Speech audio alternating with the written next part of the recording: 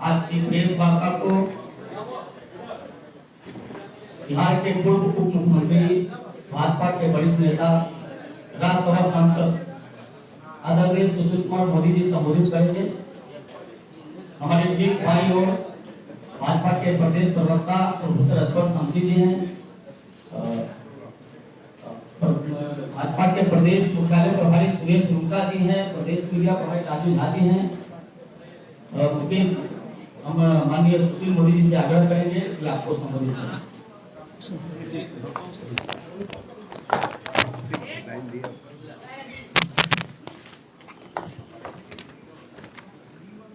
मित्रों,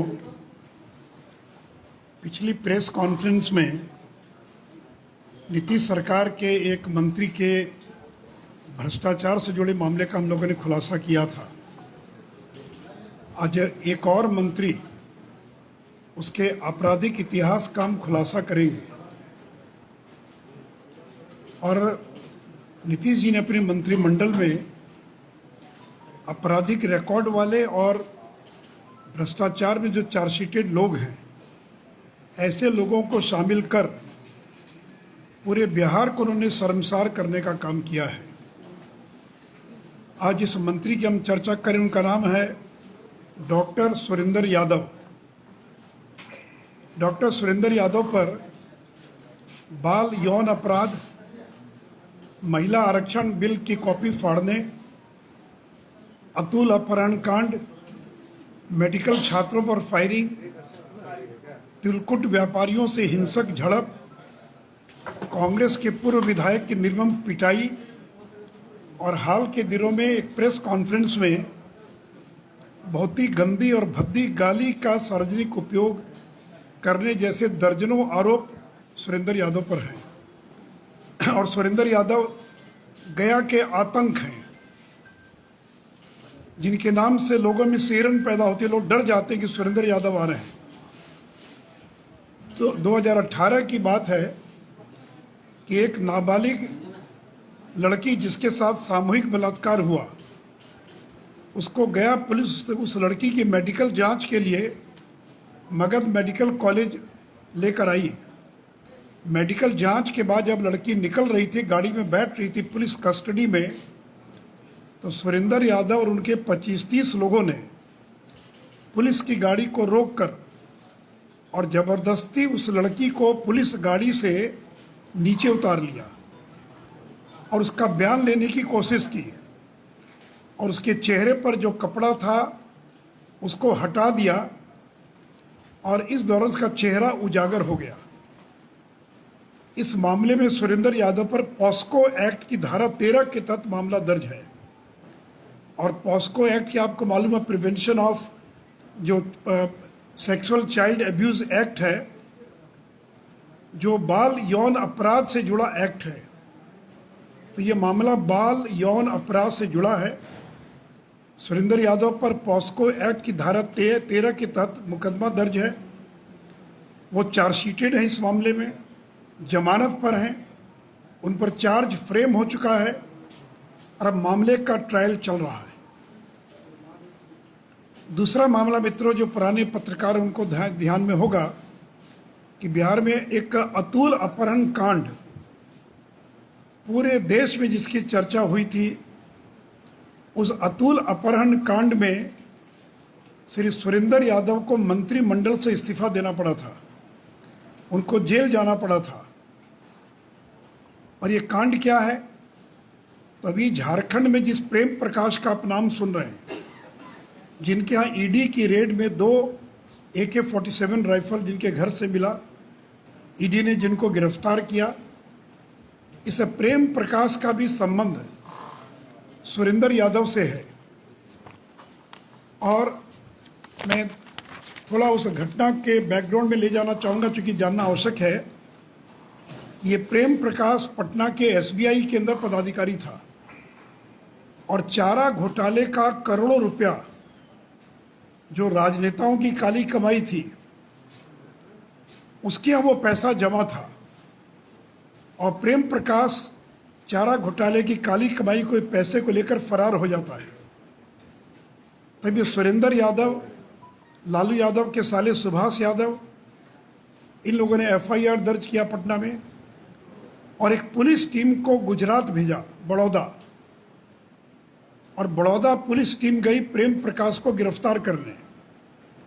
प्रेम प्रकाश नहीं मिले तो उसके छोटे भाई अतुल प्रकाश जो हैं उनको पुलिस ने पकड़ लिया और हवाई जहाज से लेकर आई और पटना लाने के बजाय ज़बरदस्ती इन लोगों ने गया से होकर गुजरने वाली राजधानी में उसको बैठवा दिया और गया स्टेशन के पास अतुल प्रकाश को ज़बरदस्ती ट्रेन रोककर उतार लिया गया और उतार कर सुरेंद्र यादव के घर पर उसको 4 दिनों तक रखा गया।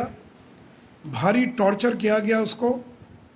ये बात कहीं से लीक हो गई और फिर पुलिस ने छापा मारकर अतुल प्रकाश को रिहा करवाया।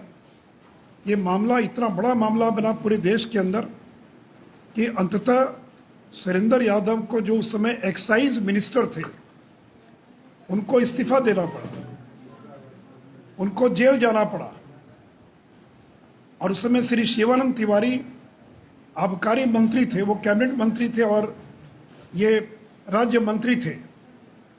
तो सुरेंद्र यादव के मामले के खुलासा करने में भी शिवानंद तिवारी की और बहुत बड़ी भूमिका थी। तीसरा मामला कि 13 महीनों के लिए श्री सुरेंद्र यादव लोकसभा पहुंच गए 1998 में और महिला आरक्षण बिल पेश किया जा रहा था। तो श्री सुरेंद्र यादव लाल कृष्ण आडवाणी के हाथों से उस बिल की कॉपी को लेकर फाड़ दिया और इस घटना से पूरे देश के अंदर बिहार शर्मसार हुआ कि ऐसे भी सांसद हैं कि महिला आरक्षण बिल का विरोध करना तो एक अलग बात है, उस बिल की कॉपी को लेकर फाड़ दिया था। और आज भी जब कभी मीडिया या कभी वीडियो पर विधायकों की कारगुजारियों को दिखाया जाता तो इसमें हमेशा सुरेंद्र यादव के इस वीडियो को हमेशा दिखाया जाता है। चौथी घटना है 2011 की कि मगध मेडिकल कॉलेज में सुरेंद्र यादव किसी काम से गए होंगे, वहाँ के जूनियर डॉक्टर से उनकी झड़प हो गई। उनके निर्देश पर उनके बॉडीगार्ड ने फायरिंग कर दिया।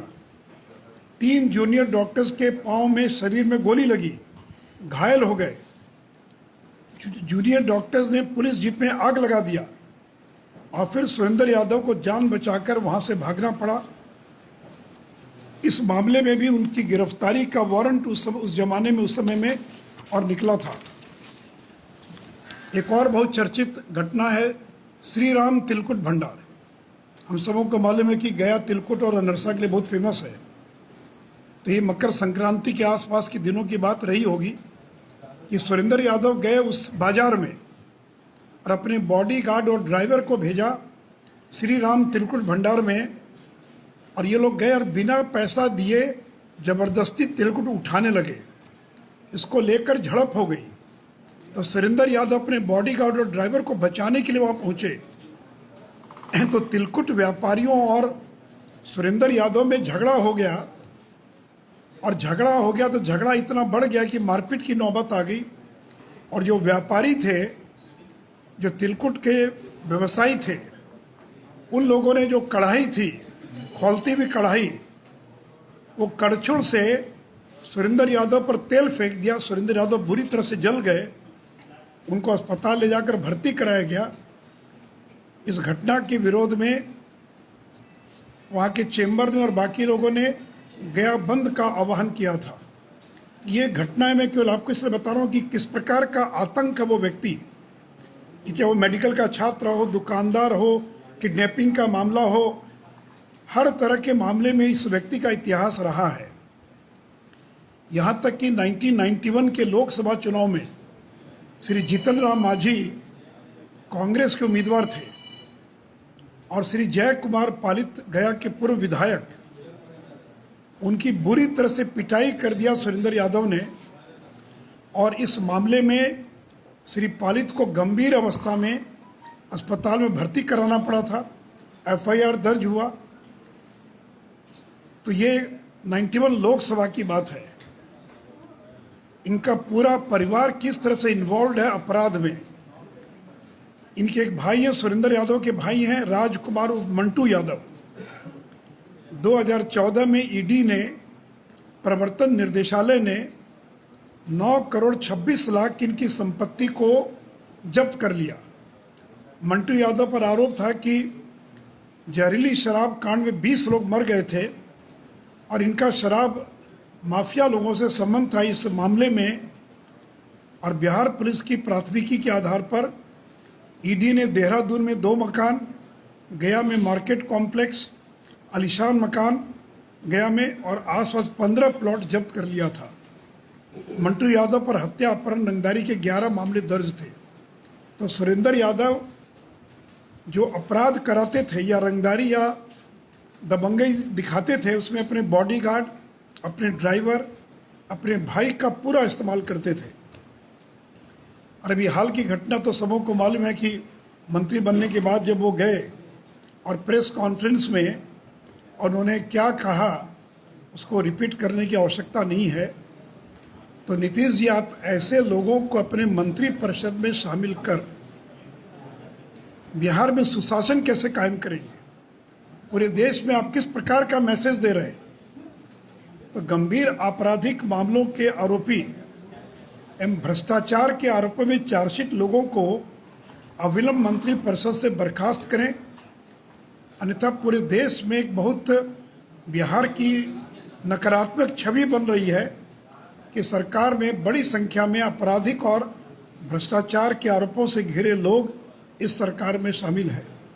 इसलिए मैं नीतीश जी से अपील करूंगा कि सुरेंद्र यादव एवं अन्य ऐसे मंत्रियों को, साथ ही साथ जो भ्रष्टाचार में लिप्त लोग हैं, जो चार्जशीटेड हैं, ऐसे सभी लोगों को और अपने मंत्रिमंडल से बर्खास्त करें। अन्यथा जो एक बिहार की हम लोगों ने एक सकारात्मक छवि बनाई पूरे देश के अंदर, वो छवि बुरी तरह से प्रभावित हो रही है और बिहार शर्मसार हो रहा है। तो मित्रों, मुख्य रूप से मुझे सुरेंद्र यादव के आपराधिक इतिहास के बारे में संक्षेप में आपको बताना था। इस विषय से जुड़ा कोई सवाल हो सुरेंद्र यादव?